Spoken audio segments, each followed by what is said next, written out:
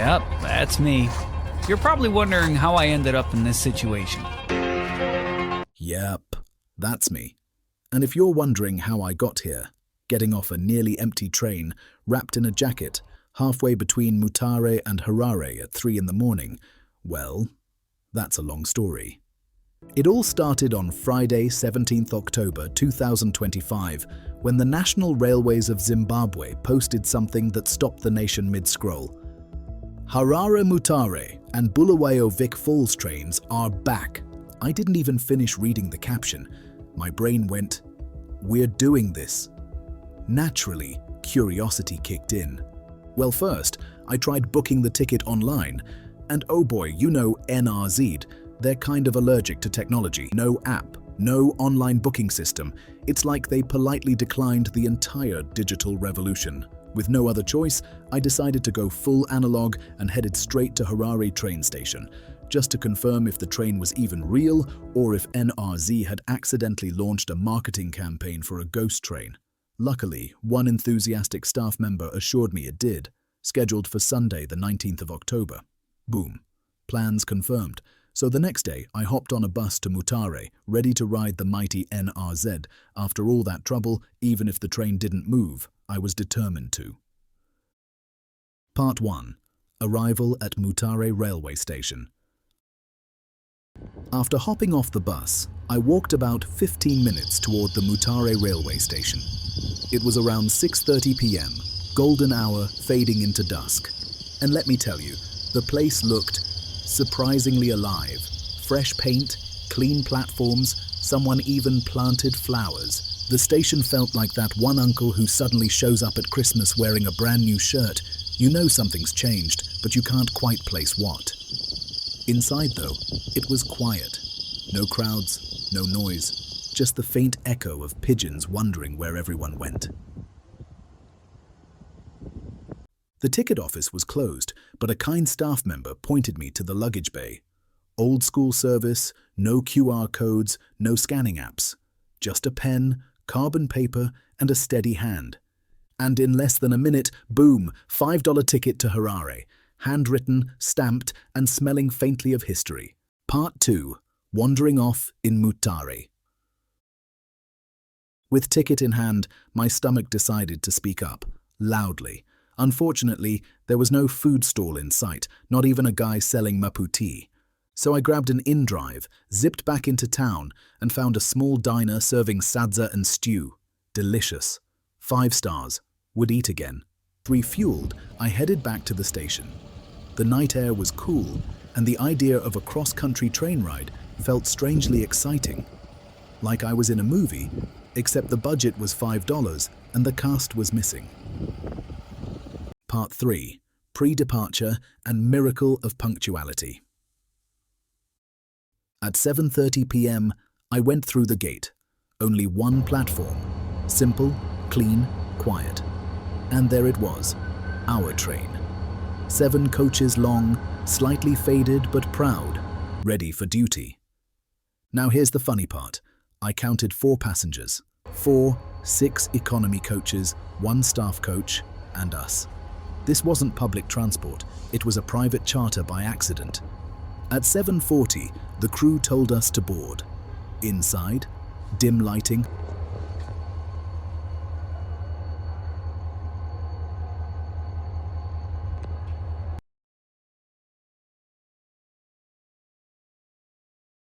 at 7:58 p.m. on the dot, the train started moving. Yes, on time. I nearly dropped my phone. NRZ was back, and apparently, so was punctuality.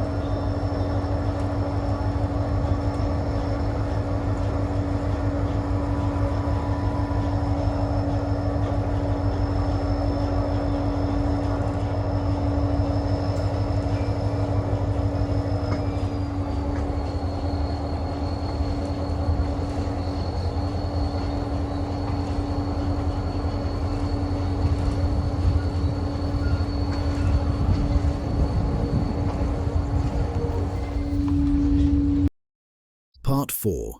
Into the Night.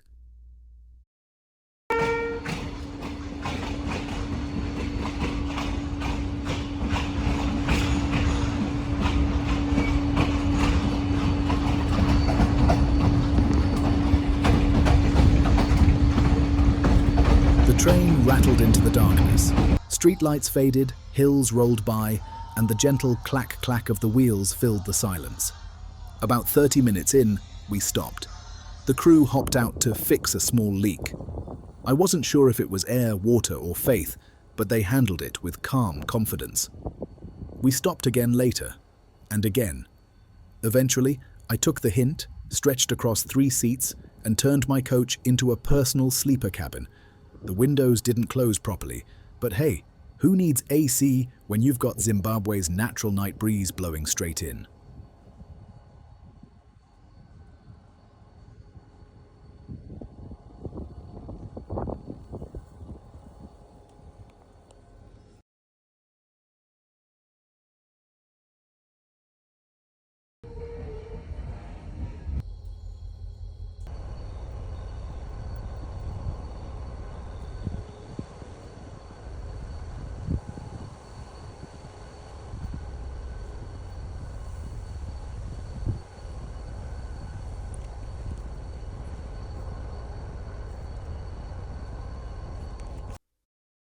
Part 5.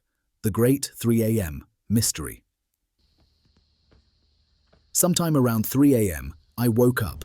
The train had stopped again. Dead silent. No movement. No announcements. Just crickets and confusion.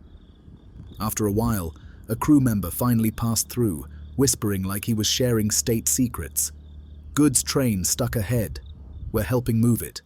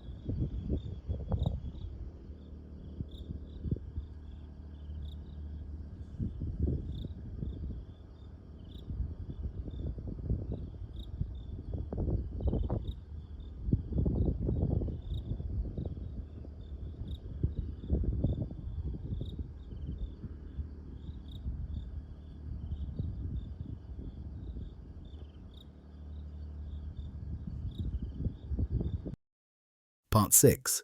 Cabin Review. Before I left, I explored the coaches a bit more. Let's be honest, these carriages have seen better decades, maybe even better centuries. Seats were functional, lights worked, eventually, but everything screamed heritage site. The PA system looked like something NASA used in the 60s.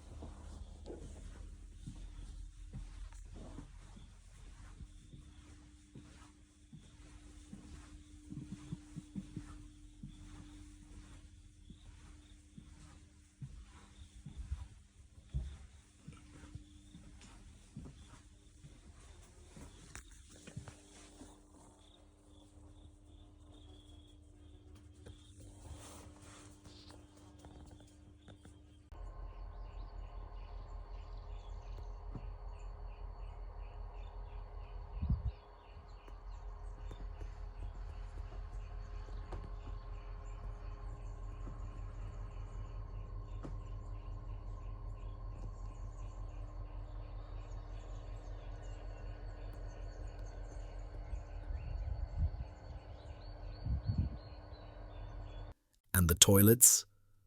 Oh boy, they're still the direct-to-nature type. I learned this the hard way at dawn when I noticed the open-air plumbing concept. Let's just say, what goes down really goes down. If EMA ever rides this train, they'll faint before we reach Marandera.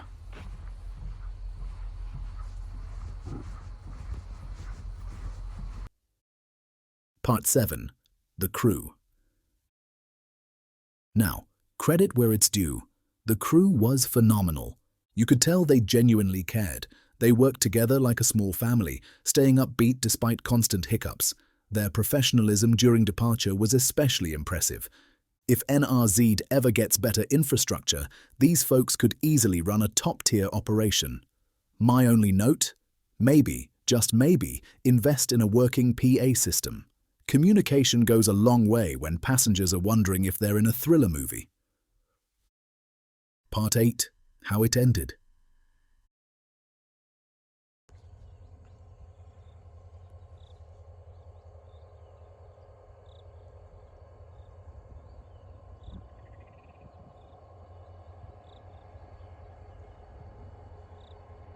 At 5:15 a.m., we learned the goods train wasn't going anywhere.